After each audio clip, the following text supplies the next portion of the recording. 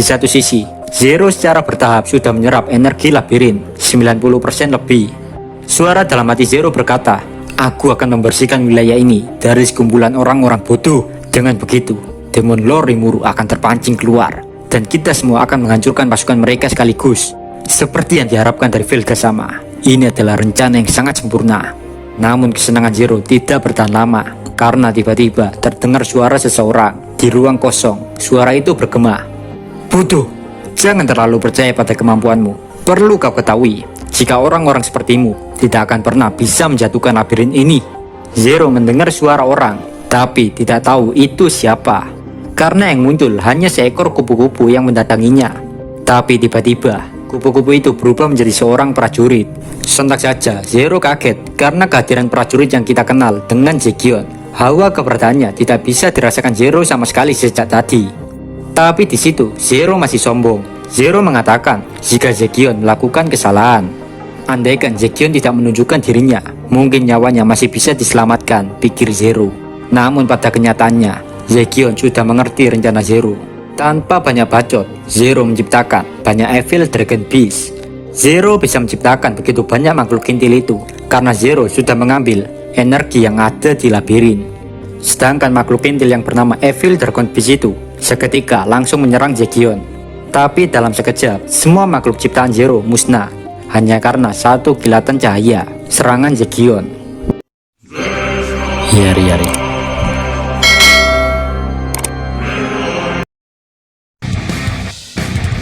Melihat Zekion yang berhasil membasmi makhluk ciptaannya, akhirnya Zero kini mengakui kekuatan Zekion.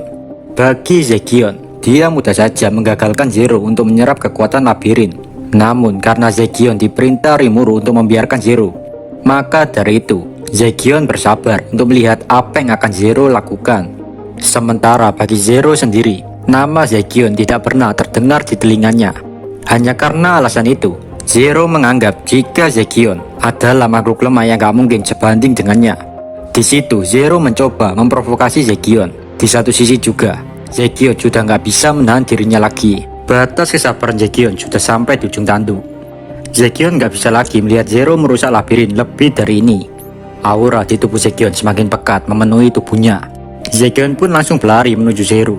Melihat hal itu, Zero langsung mengambil perisai. Dengan kecepatan di luar logika, Zekion langsung menendang Zero. Spontan saja, Zero menggunakan skill ultimate-nya untuk mempertahankan diri dari serangan Zekion. Kini gantian, Zero pun mengeluarkan serangan kuatnya. Anehnya, Zekion tidak menghindari serangan itu. Jadi Zekion berdiri tegak, tanpa sedikit pun menggerakkan tubuhnya.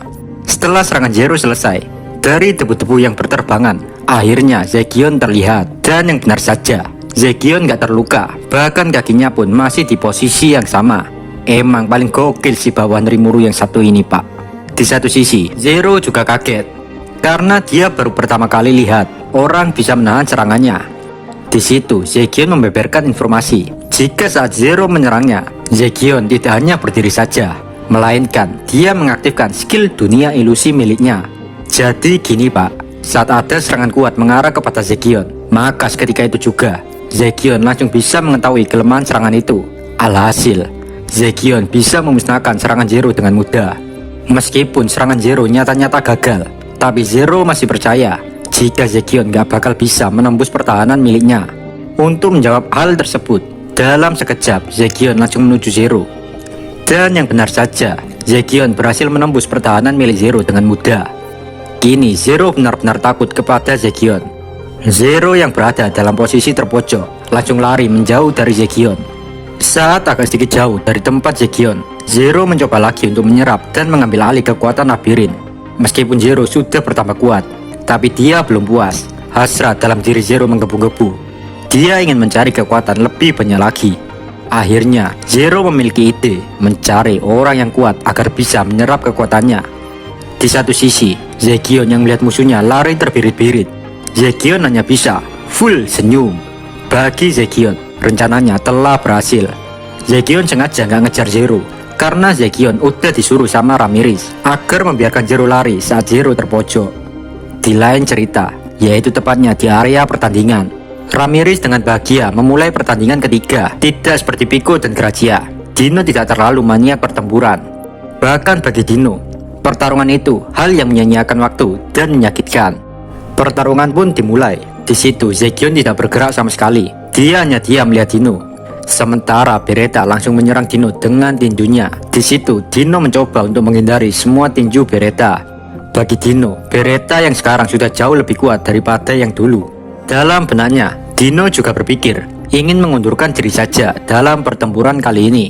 Namun saat pikirannya sibuk dengan hal tersebut, tiba-tiba tanah yang Dino injak menjadi rawa. Dan hal itu adalah ulah Beretta. Beretta telah memanipulasi bumi. Di saat kaki Dino tidak bisa digerakkan karena terjerat lumpur, Zekion mulai mendekat. Tanpa banyak bacot, Zekion langsung meninju Dino. Dengan sekuat tenaga, Dino menangkis serangan Zekion dengan lengan kirinya. Suara dalam hati Dino berkata, "Kok aneh? Perasaan pukulan Zekion tidak selama ini." Tapi tiba-tiba Dino menjerit kesakitan. Wah! Ternyata pukulan Zekion langsung mengenai jiwa Dino. Dino adalah bentuk kehidupan spiritual. Jadi secara alami, dia memiliki penuplication. Saat mengetahui hal tersebut, Dino menyadari sesuatu. Dino berkata, "Kau bukan Zekion. Zekion tidak akan menggunakan trik curang seperti ini. Siapa kau sebenarnya, bajingan?" Seseorang yang menyamar menjadi Zekion pun menjawab, "Kau terlalu menyedihkan, Dino. Kau hanya bisa menyalahkan diri sendiri hanya karena telah ditipu. Jika kau begitu khawatir tentang Zekion sama, maka seranganku akan lebih mudah untuk mendarat. Kau lihat, serangan kejutan sangat efektif bukan?" Dalam sekejap, penampilan Zekion berubah menjadi Majin tipe serangga cantik. Dia adalah Apito. Sontak saja, Dino di situ semakin emosi. "Dasar lepas sialan, 2 lawan 1 saja tidak adil. Dan kini kau memakai serangan curang untuk melemahkanku." Mendengar hal tersebut, aura Apito berubah. "Diam kau. Dalam pertempuran tidak ada kata adil atau curang. Jika kau ingin menang, maka hiduplah. Jika kau menyerah, kau mati. Itulah logika dunia ini." Saat mendengar Apito berkata seperti itu, Beretta sedikit terkejut dengan logika ekstrim Apito. Apito biasanya jinak di depan Zekion. Namun kini Apito berbeda, tidak seperti biasanya. Dia sangat gembira menjadi perwakilan Zekion. Tidak ada lagi orang yang bisa mengendalikan Apito. Senyum Apito membuat Dino makin ketakutan. Dino berkata, "Cutu mate, bisakah kita membicarakan ini? Aku yakin kita akan setuju. Kita hanya perlu berbicara." Mendengar hal tersebut, Apito cuma tersenyum. Tapi dia terus menyiksa Dino. Sedangkan Dino hanya bisa menjerit dan menangis. Tapi dia nggak bisa kabur karena kakinya terjebak di tanah dan gak bisa digerakkan. Sementara Ramirez makin tertawa puas di bawah penderitaan Dino. "Kasihan sekali kau, Dino-chan. Jika kau meminta maaf, aku mungkin bisa memaafkanmu. Tapi kau tahu kan keinginanku." Dino pun menjawab, "Apakah kau mengatakan kepadaku untuk mengkhianati Velda sama?" "Idiot, kau tahu itu tidak mungkin bukan?" Ramirez pun bertanya, "Mengapa? Aku hanya bertanya. Mengapa kau mematuhi pria itu?" Dino menjawab, "Kau tanya mengapa? Itu karena aku tidak bisa melawan Velda Nava sama." Ramirez berusaha menyadarkan Dino jika Velda Nava dan Velda itu 2 orang yang berbeda. Namun Dino tidak mempercayai ucapan Ramirez. Kedua orang ini tidak menemukan kecocokan dalam pembicaraan kali ini. Di situ Ramirez pun menyuruh Beretta dan Apito untuk terus menyiksa Dino. Seluruh labirin hampir mendengar cerita Dino disiksa. Sedangkan di dalam ruang kontrol, semua orang awalnya membahas Zero. Bagi mereka, pergerakan Zero sudah diprediksi Rimuru sama, jadi nggak ada masalah.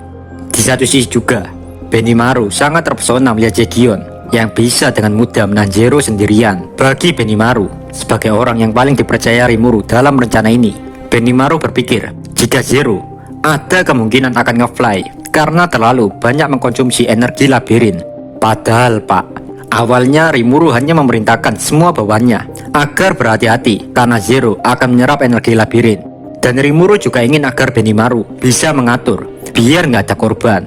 Rimuru hanya memikirkan hal simpel seperti itu. Tapi Benimaru, Suna, dan Ramirez menyimpulkan jika Rimuru menolak rencana menyerang musuh habis-habisan karena Rimuru menunggu timing untuk serangan balik. Karena jika bisa melakukan serangan balik, maka saat Zero terpojok dan ingin mengambil kekuatan Dino, hal itu masih bisa dicegah. Mereka bertiga percaya jika musuh sedang menari di telapak tangan Rimuru. Dan akhirnya mereka bertiga pun menatap monitor lagi dan memantau apa yang akan Zero lakukan selanjutnya. Di lain cerita, Zero berhasil didesak oleh Zekion. Di satu sisi juga, Zero kini sudah menyerap 99% energi labirin. Kini semua bawahan Rimuru mengambil posisi, bersiap jika Zero tiba-tiba menyerang. Mereka semua juga ingin melihat respon Zero. Apakah Zero masih dalam keadaan sadar atau nge-fly, Pak? Jika Zero memilih untuk menyerap Dino, maka bisa dipastikan kesadaran Zero sudah hilang. Dan jika Zero memilih bekerja sama dengan Dino, maka otomatis bisa disimpulkan jika kesadaran Zero masih ada. Jadi Pak, Dino dimanfaatkan semua orang untuk mengetahui keadaan Zero bagaimana sekarang. Di lain cerita, Beretta dan Apito yang sedang bertarung dengan Dino. Mereka berdua tiba-tiba menghilang di depan mata Dino. Dalam benak Dino dia keheranan. Dino pun mencoba mencari tahu apa yang telah terjadi. Dino berteriak, "Woi Ramirez, apa yang telah terjadi?" Ramirez menjawab, "Pertandingan sementara ditunda Dino. Jika kau ingin melanjutkannya, kami akan meladenimu nanti." Dari sini, Dino menyimpulkan jika Zero telah selesai menyerap energi labirin, makanya semua orang panik dan melarikan diri. Dino pun mulai bahagia karena berkat kejadian ini, nyawanya selamat gak disiksa lagi oleh Apito dan Beretta. Tapi Dino belum menyadari hal berbahaya yang sudah menantinya, karena kini Zero benar-benar nge-fly. Dan alasan Zero nge-fly ini adalah karena Zero telah menyerap energi labirin. Ya secara singkatnya Zero itu overdosis gitu Pak. Ini semua sesuai rencana Velda. Sifat dari skill ultimate Evil Lord Azidaga adalah penggunanya akan terus mencari kekuatan lebih sampai tidak tersisa. Skill ultimate ini akan terus mengamuk dan menghancurkan apapun di sekitarnya sampai dirinya puas. Jika kalian suka video ini, jangan lupa subscribe biar channel ini makin berkembang. Saya Dio dari channel Isekai Kindle. Amin. Bye bye.